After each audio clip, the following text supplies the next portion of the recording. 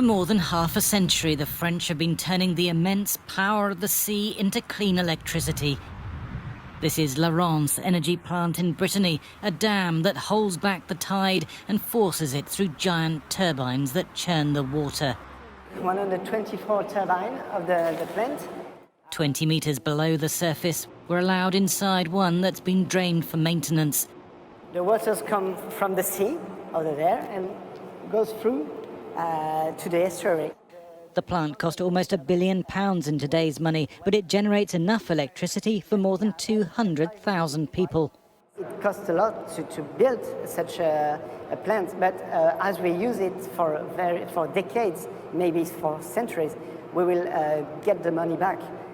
Britain has the second strongest tide in the world after Canada, peaking in the Bristol Channel and the northwest of England. But tidal power plants are still on the drawing board. 7 of the most promising could be built with the right backing by 2030, producing enough electricity for around 4 million homes. The big attraction of harnessing the tides is that they're predictable far into the future. Not just how much the water will rise and fall, but how much power can be generated. Like nuclear, tidal energy can help fill the gap when the sun doesn't shine and the wind doesn't blow. In Liverpool, there are plans for a tidal power plant across the estuary of the River Mersey, but the Metro Mayor says the government is holding back, unsure about the technology. The government just needs to have confidence that the age of tidal has come.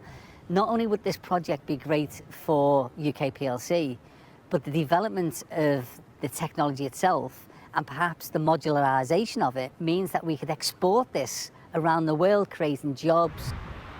The government's energy strategy only mentioned tidal power plants or lagoons in passing, instead betting big on nuclear. This tidal engineer says it's a big miss.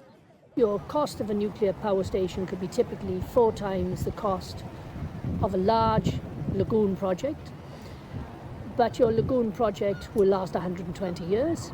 It doesn't have the problems of long-term challenges of dealing with the nuclear waste. The government says it is open to considering tidal projects if they offer value for money.